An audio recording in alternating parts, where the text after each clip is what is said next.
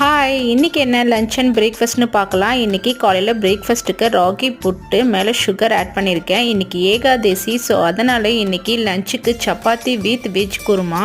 இதில் vegetables carrot, beans, potato சேர்த்துருக்கேன். என் பையனோட லஞ்ச் பாக்ஸுக்கு இன்றைக்கி பீட்ரூட் ரைஸ் வித் ஆம்லேட். இன்றைக்கி ஸ்நாக்ஸுக்கு சுண்டல்.